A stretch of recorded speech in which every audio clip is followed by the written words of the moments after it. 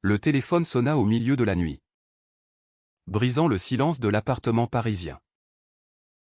Pierre, encore engourdi par le sommeil, décrocha et entendit la voix tremblante de Marie, « Je ne peux plus continuer comme ça. Pierre. C'est fini. » Ces mots le frappèrent comme un coup de poignard, le laissant assis sur son lit, le cœur en miettes, réalisant que sa vie venait de basculer sans avertissement. Le lendemain matin, Pierre errait dans les rues du Marais, le quartier animé de Paris où il avait souvent flâné avec Marie. Ils s'étaient rencontrés à l'université, 5 ans plus tôt, lors d'un cours de littérature française. Elle, avec ses cheveux blonds cascadant sur ses épaules et son rire contagieux, avait illuminé sa vie monotone.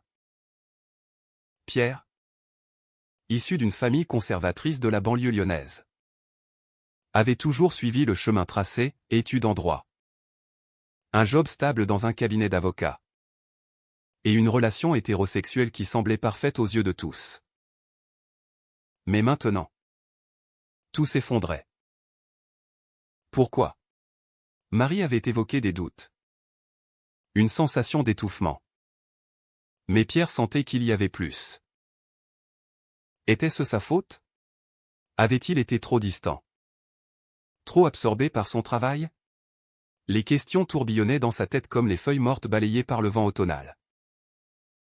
Au bureau, ses collègues remarquèrent son air absent. « Tout va bien. » Pierre, demanda Sophie, sa collaboratrice. Il hocha la tête, forçant un sourire. Mais intérieurement, il bouillonnait. Le soir, il rentra chez lui et fouilla dans les souvenirs, photos de vacances à la Côte d'Azur, billets de cinéma, un collier qu'il lui avait offert pour leur anniversaire. Tout cela lui semblait maintenant vide de sens. Il décida de sortir, de noyer son chagrin dans un bar. C'est là qu'il rencontra Antoine pour la première fois. Antoine était barman dans un petit établissement du quartier latin. Un homme de 28 ans au physique athlétique, avec des yeux bleus perçants et un sourire qui désarmait les clients les plus renfrognés. Pierre s'assit au comptoir, commanda un whisky, et se mit à parler, comme si les vannes d'un barrage avaient cédé.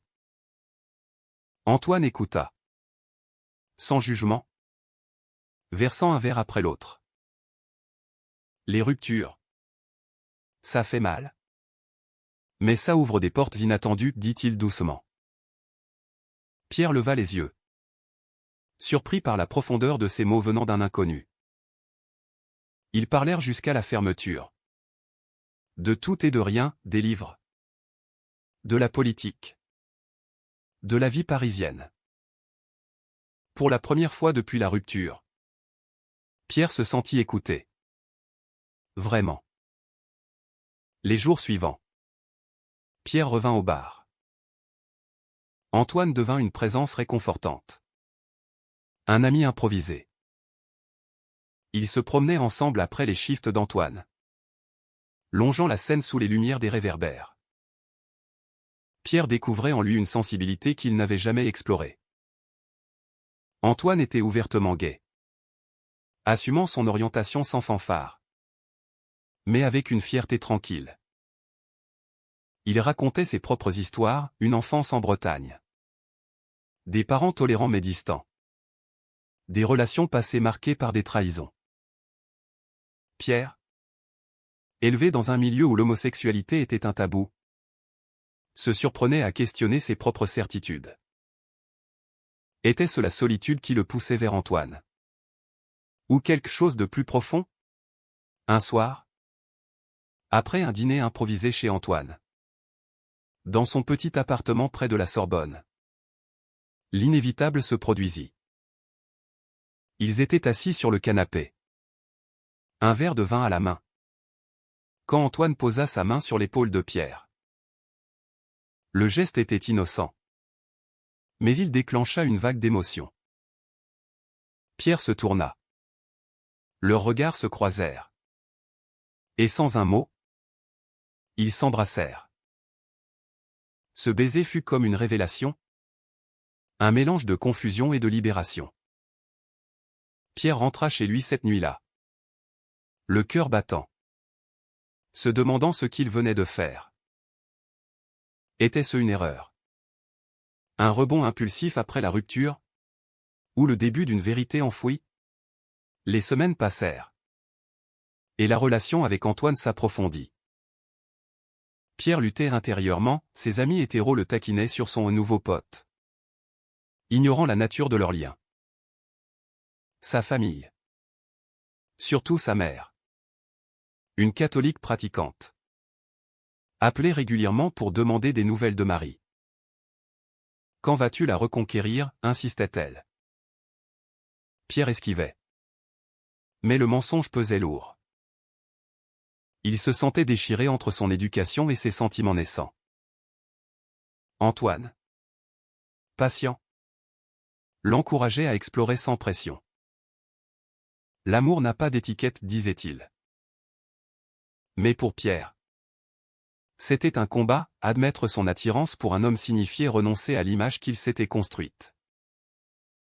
Un jour, lors d'une promenade au jardin du Luxembourg, Antoine confia son passé douloureux, une relation avec un homme marié qu'il avait abandonné, le laissant brisé.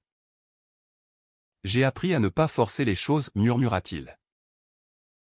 Pierre, touché, réalisa qu'il n'était pas seul dans sa vulnérabilité. Pourtant, les doutes persistaient. Il repensait à Marie, à leur vie ensemble. Était-ce vraiment fini? Ou utilisait-il Antoine comme béquille émotionnelle? La tension montait. Et Pierre savait qu'une décision s'imposait. Pierre décida de confronter ses démons. Il appela Marie pour une rencontre, espérant clore le chapitre. Ils se virent dans un café près de la Tour Eiffel. Un lieu chargé de souvenirs. Marie arriva. Plus belle que jamais. Mais avec une tristesse dans les yeux. Je t'ai quitté parce que je sentais que tu n'étais pas pleinement là, avoua-t-elle.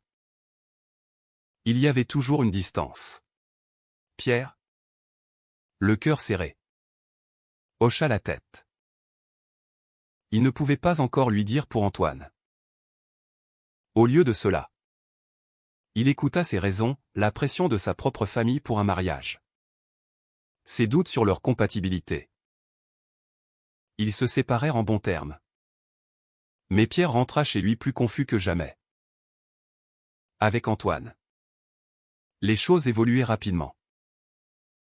Ils passaient des week-ends ensemble, explorant la Normandie ou simplement flânant dans Paris. Antoine introduisit Pierre dans la communauté LGBT. Des soirées discrètes où Pierre se sentait à la fois excité et mal à l'aise. Tu n'as pas à te définir tout de suite, rassurait Antoine. Mais les conflits internes de Pierre s'intensifiaient. Un soir, après une dispute mineure sur l'avenir, Pierre explosa, je ne sais pas si je suis prêt pour ça. Ma famille me renierait. Antoine, blessé, répondit calmement, l'amour vrai vaut les sacrifices. Pierre partit en claquant la porte, regrettant aussitôt ses mots. Le lendemain, il reçut un appel de sa sœur, Claire, qui vivait à Lyon. Maman s'inquiète pour toi. Tu sembles distant. Pierre inventa une excuse. Mais le mensonge le rongeait. Il décida de rendre visite à sa famille pour le week-end. À Lyon, l'atmosphère était tendue. Sa mère, veuve depuis 10 ans, le questionna sur Marie. Elle était parfaite pour toi, soupira-t-elle. Pierre, assis à la table familiale, sentit la pression sociale peser sur lui. Son père décédé avait été un homme rigide, inculquant des valeurs traditionnelles. Admettre son orientation signifierait trahir cet héritage. De retour à Paris, Pierre se confia à Antoine. Je ne veux pas te perdre. Mais je dois être honnête avec moi-même.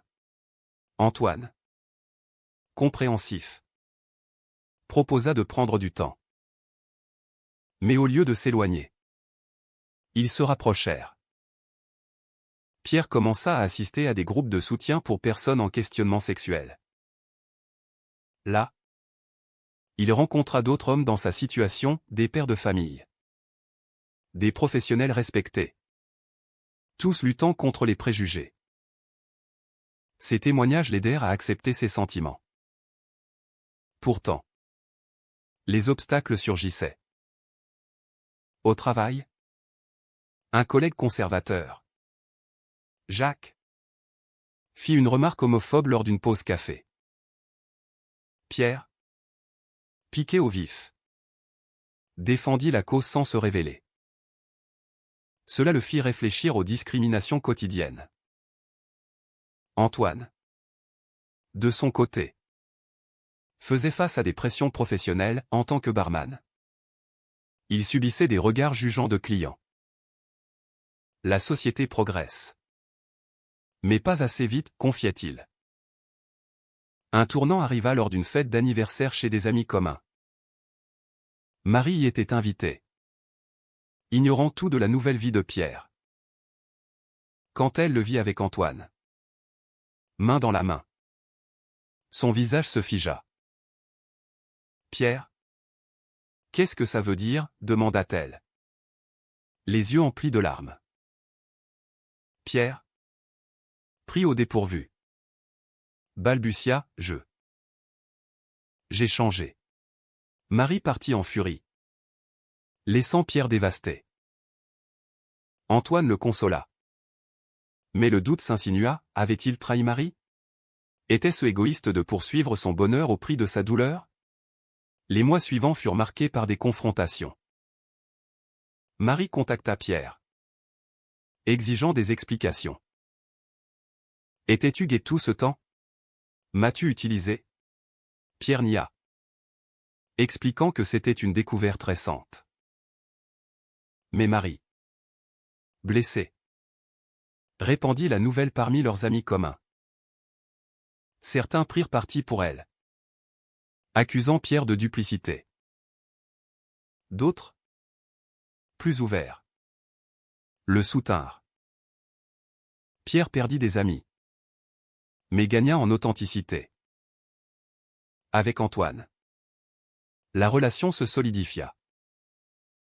Ils emménagèrent ensemble dans un appartement à Montmartre. Pierre affronta sa famille lors d'un dîner à Lyon. Il avoua tout. Sa mère pleura, invoquant la religion. C'est un péché, cria-t-elle. Claire, plus libérale, tenta de médiatiser. Pierre rentra à Paris brisé, mais déterminé. Le prix était élevé, des appels rares. Une distance émotionnelle. La vie avec Antoine apportait des joies inattendues. Il voyageait, adoptait un chat, construisait un foyer. Pierre progressait professionnellement, obtenant une promotion malgré les rumeurs. Mais les ombres persistaient. Antoine reçut une offre d'emploi à Bordeaux, posant la question du déménagement. Et si on recommençait ailleurs, proposa-t-il. Pierre hésita, quitter Paris signifiait couper les ponts avec son passé, mais aussi affronter de nouveaux préjugés en province. Entre-temps, Marie refit surface. Elle envoya un message, « J'ai besoin de te parler ». Ils se rencontrèrent dans un parc. Marie, maintenant en couple avec un autre. Avoua, je t'ai quitté parce que je sentais ton incertitude. Mais te voir avec lui, ça m'a fait mal. Pierre s'excusa, expliquant son cheminement.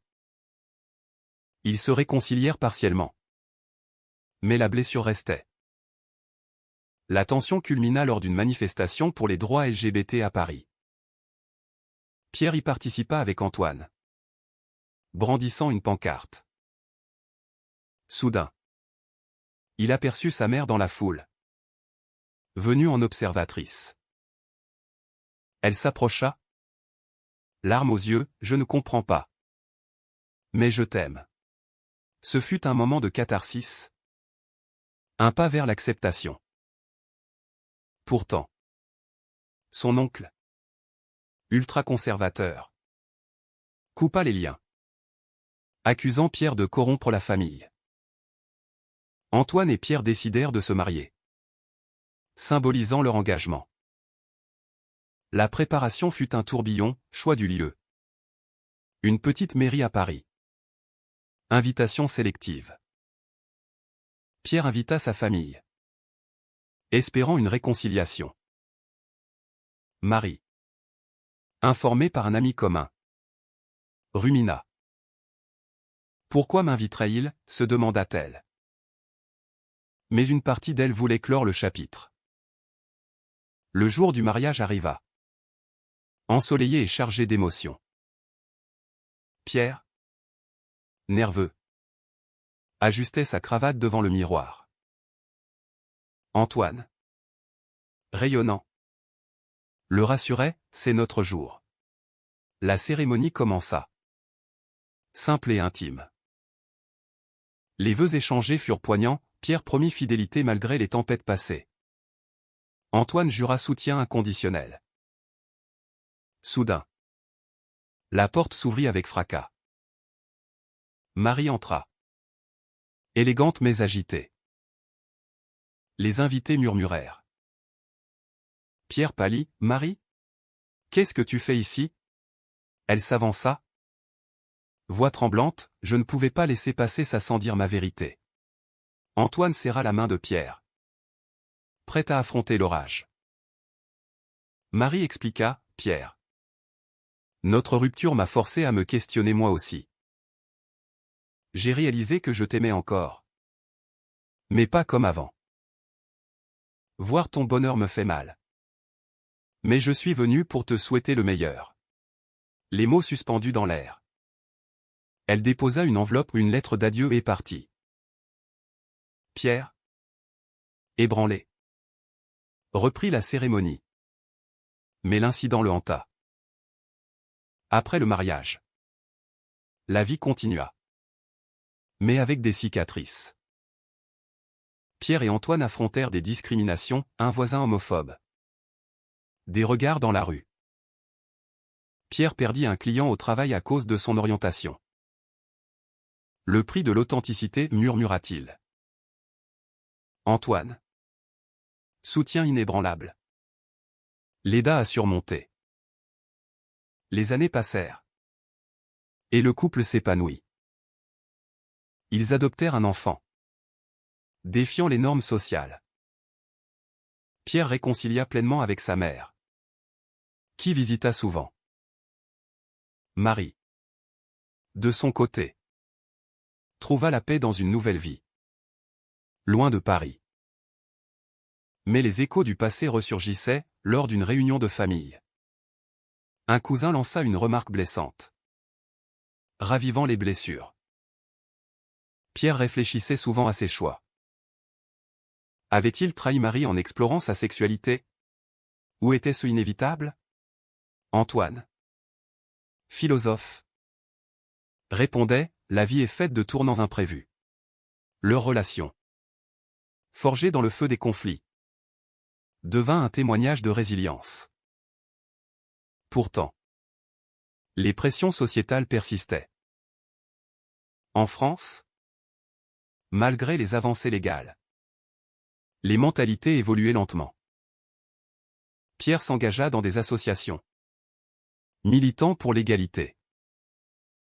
Cela lui coûta du temps, des amis, mais apporta un sens profond. Un soir, assis sur leur balcon avec vue sur la Seine, Pierre confia à Antoine, « Si Marie ne m'avait pas quitté, serions-nous ici ?» Antoine sourit, « Peut-être pas. Mais le destin a ses raisons. » Pierre hocha la tête, acceptant les ambiguïtés de la vie. La société jugeait encore, des médias débattaient des conversions sexuelles. Des familles déchirées. Pierre se demandait si son chemin était moralement juste. Avait-il sacrifié trop pour son bonheur personnel? Était-il juste de poursuivre son amour au prix de la douleur d'autrui?